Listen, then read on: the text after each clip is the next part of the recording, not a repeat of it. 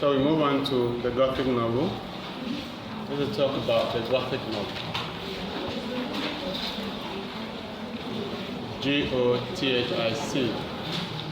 the Gothic novel. Gothic novel.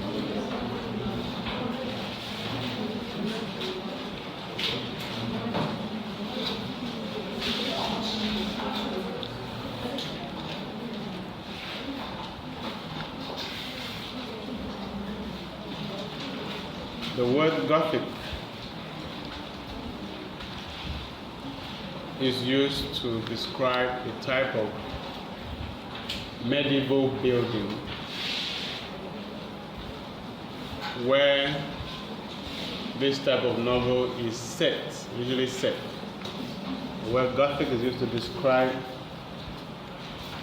the type of medieval building where this type of novel is usually set. Medieval is spelled M-E-D-I-E-V-A-L. Medieval.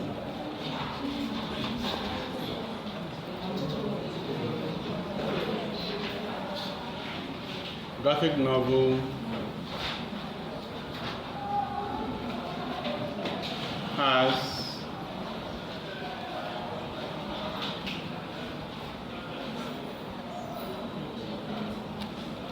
the presence of the supernatural.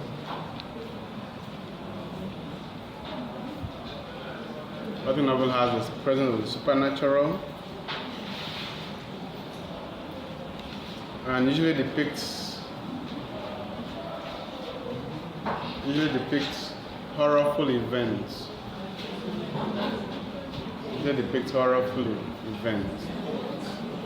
In fact, when you talk of the horror, maybe horror movie or horror literature, then that is Gothic literature. So horrorful events. In the Gothic novel, you are likely to encounter ghosts. In the Gothic novel, you are likely to encounter ghosts and other strange supernatural occurrences. For instance, doors can open and close by themselves. Doors and windows can open and close by themselves. The Gothic novel is usually set in an old building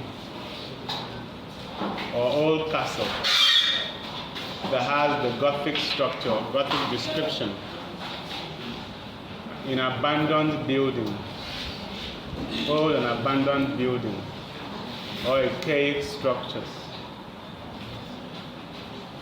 It could be a place where a crime had been committed before, so that those who died in that crime are haunting the place. It depicts a haunted space. Gothic novel depicts a haunted space.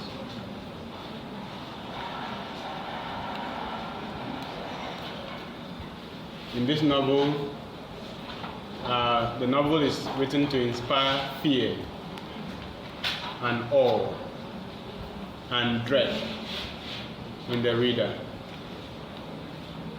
The Gothic novel is written to inspire fear and awe, A-W-E. What? Dread. Dread is spelled D-R-E-A-D. Right? The Gothic novel usually has a central character that oppresses other characters, usually the weaker ones. The Gothic novel usually has a character that is oppressive in nature, may hold others captive or hold them in bondage. You might trap them and oppress them.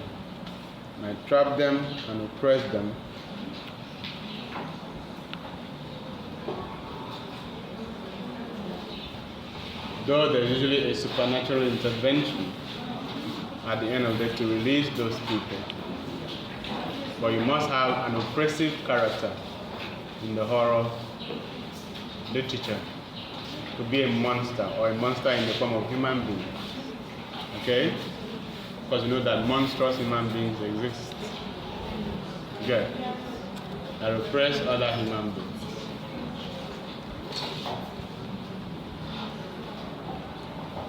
So a good example of the horror novel is The Castle of Otranto by Horace Walpole. Let's talk about the romance novel.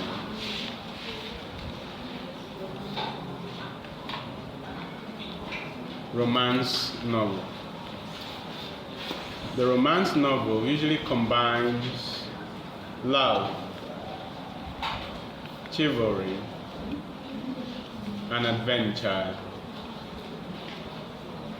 Three things that you should encounter in the romance novel are love, L-O-V-E, chivalry, C-H-I-V-A-L-R-Y, C-H-I-V-A-L-R-Y, and adventure.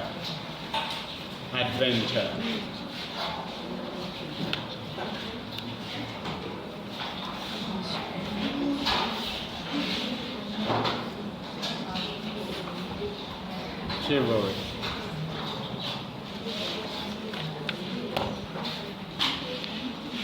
The characterization of the romance novel is usually dialectical in nature. The characterization of the romance novel is usually dialectical in nature because it consists of opposite relationships, dialectical relationships in the opposite. For instance, you can have the relationship between masters and servants.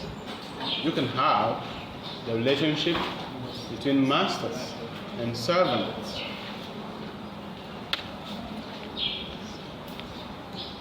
You could have the relationship between heroes and villains.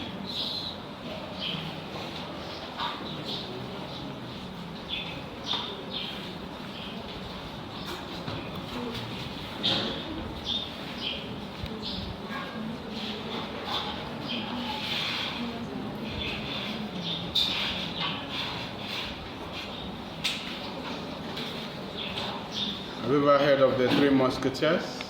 Yes. That's an example of a romance novel. The Three Musketeers. Three Musketeers. For example, it's an 1844 novel. The Three Musketeers was published in 1844. And it is a romance novel. Then we have Novel of Manners. Novel of Manners. We have Novel of Manners. The Novel of Manners was popular in the 19th century. The Novel of Manners was popular in the 19th century.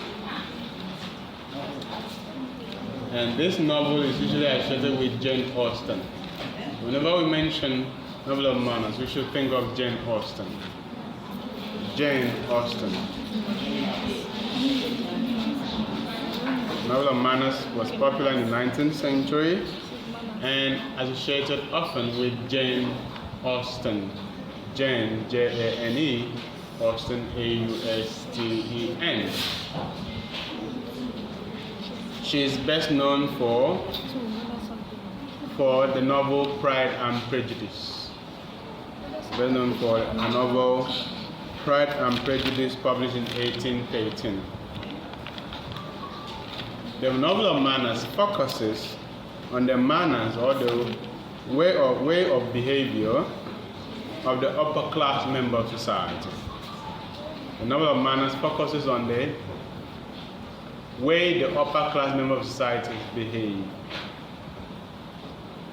Focus on the manners and the behavior of the upper class members of society in the 19th century.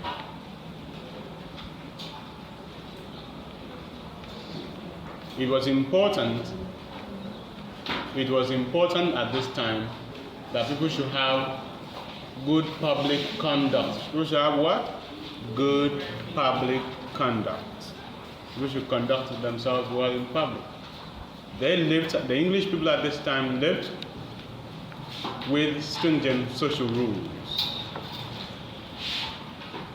By social rule mean rules expected by society that an individual should obey.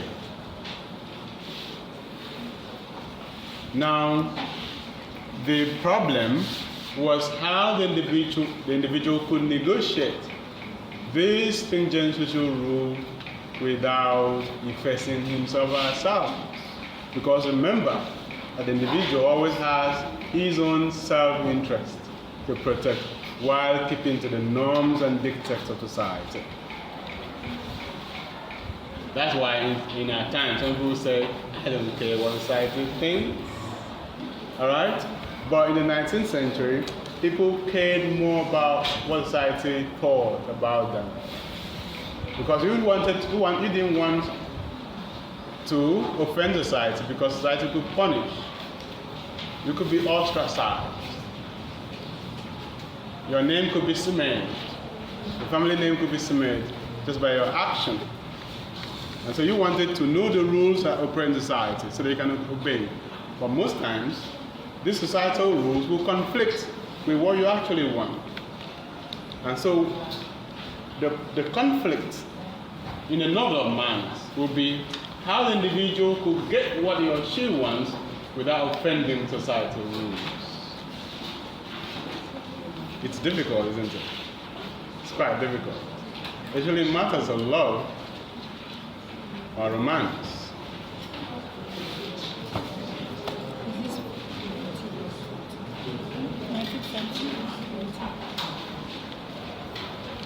So a good example of novel of manners is Jane Austen's Pride and Prejudice. Pride and Prejudice, published in 1813.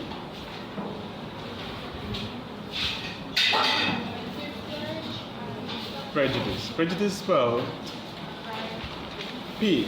Should I spell pride? Let me spell prejudice. P-R-E-J-U-D-I-C-E.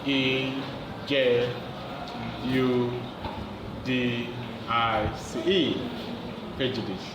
Pride. P-R-I-D-E. Pride and Prejudice. Published in 1813. Published in 1813.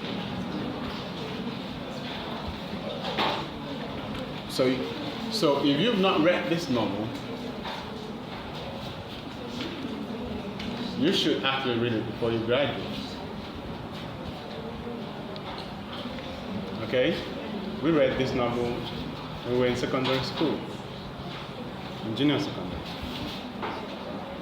just for the love of reading. So if you've not read it, you should read. These are classics in English literature. Good. Let's look at the Bill Downs Roman novel. The Bill Downs Roman novel. The Bill Downs Roman.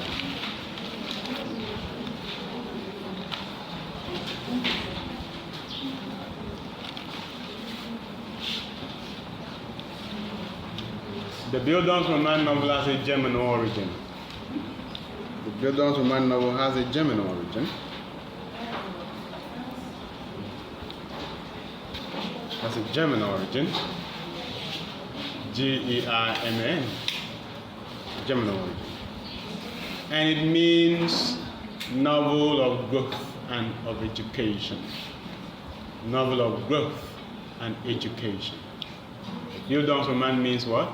Novel of growth and education. So the hero of this novel is usually a young person, okay? The hero of the Bill Downs Roman, usually a young person, a child growing up. A young person, who undertakes a personal journey of growth and transformation. the character, the hero of the Bill Dance Woman, is usually a young person who undergoes a journey, who undertakes a journey of personal growth and transformation. And this journey usually takes him to self-discovery, to know himself. Takes him to self-discovery, takes him to know himself. So, an important narrative device in the Bildungsroman Roman novel is the journey motif. The what? The journey motif. The journey motif. So the novel has a journey motif because the narrative is anchored on a journey, both physical and psychological. In fact, the journey is mostly psychological.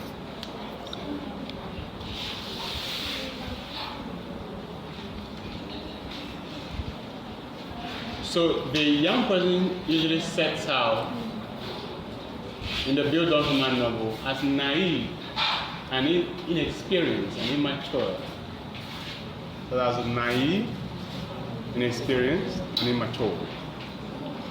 But then the journey takes him through a transformation process.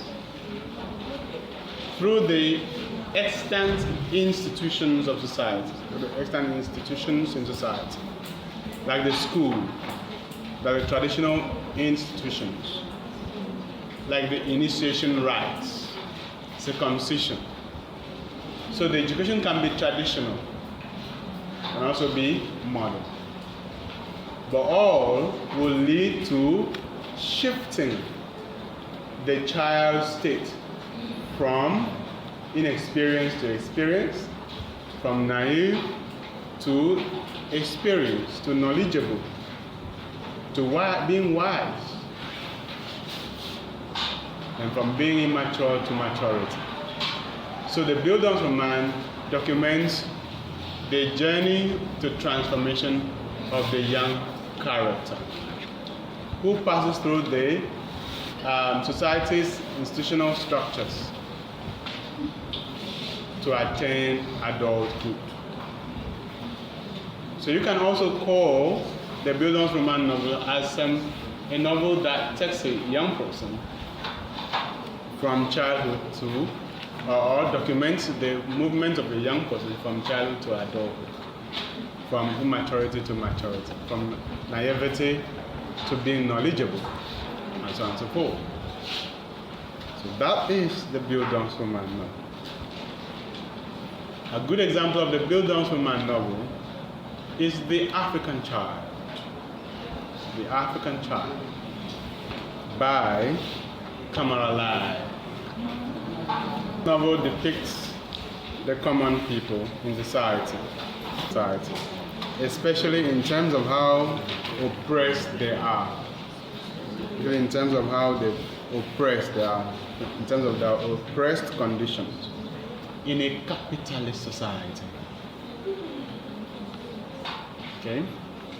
Depicts common people, the proletariats, or known as the proletariat, in a capitalist society. The common people are workers who earn low wages that cannot take them home. They earn take-home pay that cannot take them home. The workers who earn take-home pay that stop them at the junction, right?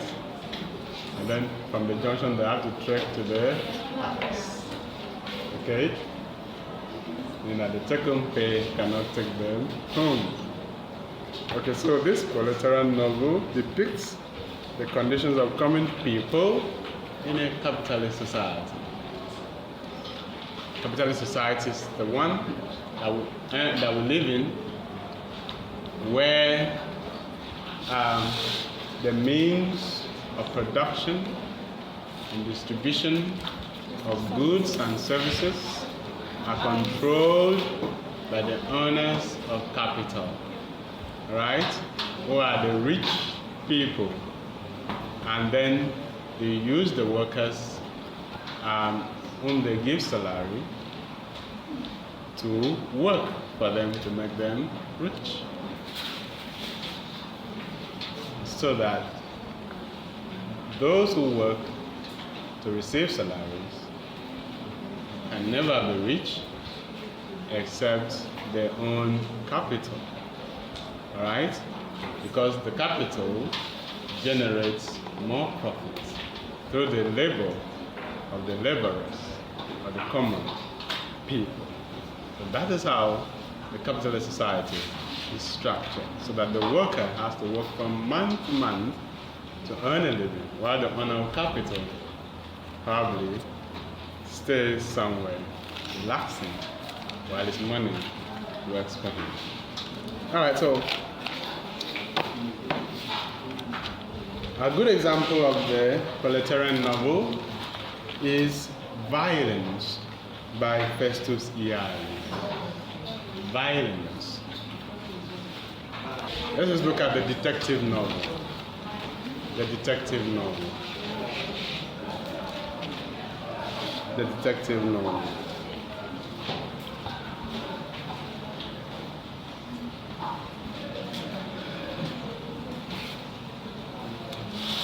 In the detective novel, a crime has been committed, and a detective is called in to solve the puzzle, okay? To solve the puzzle surrounding the crime. In the detective novel, the crime has been committed, and a detective comes in to unravel the mystery behind the crime. That's what a detective novel is all about. So it's about finding out who did the deed, right? It's about finding out what?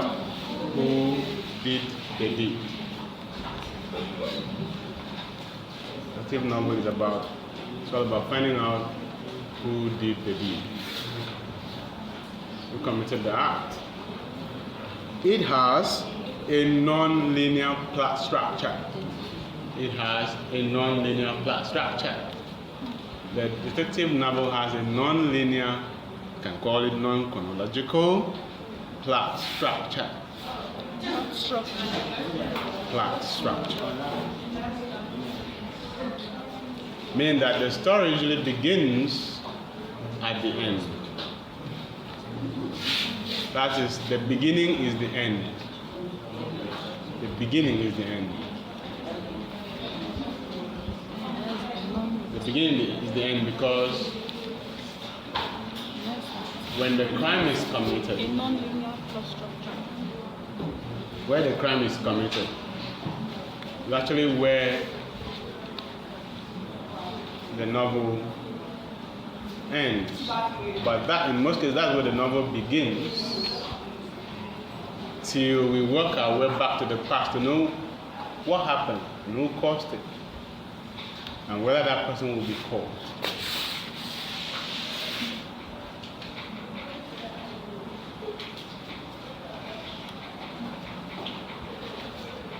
So the duty of the hero or the detective is to solve the puzzle that surrounds the crime that has been committed. There's a novel entitled Elephant Can Remember. There's a novel entitled Elephants Can Remember. Again, in your lifetime, you should read that novel. Elephants Can Remember. There's a novel entitled Elephants Can Remember by Agatha Christie. By Agatha Christie. How many of you have read any of Agatha Christie's novels? No one. No one. No one. No one. This generation does not read anymore. You guys should read. Yeah, right? You guys should read. If you browse, you'll see the novel underneath. Some of them exists as PDF, free PDF copies. You can download and read on your phone. So the elephant you can remember emphasizes the memory of the elephant. Okay? And the metaphor is infused into the novel.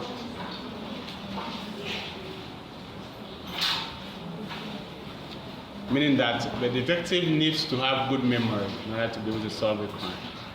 Because sometimes it's just one puzzle that is needed to solve that crime.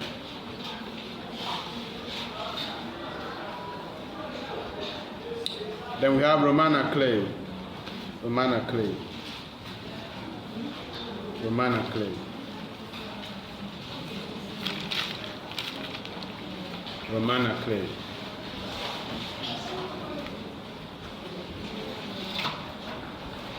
It's a French novel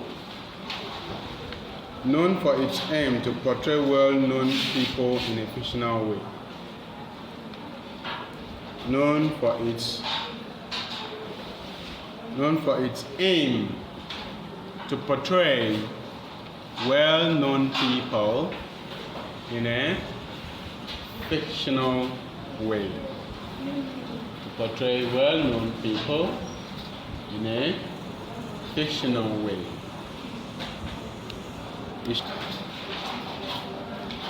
So the key to understanding the novel is to know who in real life has been depicted in the novel. And when you do that, then you have understood the novel. Because that is the key. Because Romana Clay means what? A novel with a key. A novel with what? Novel with a key. So you read the novel and say, oh, so this is OBJ that is being depicted in this work. Actually, in the description of the notes, it's OBJ. Right? So once you do that, you have solved the puzzle of the novel. Right?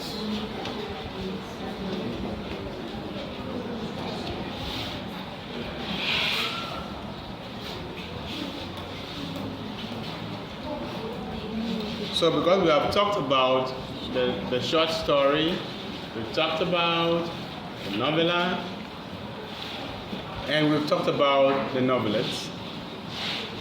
So we are done with fictional classification.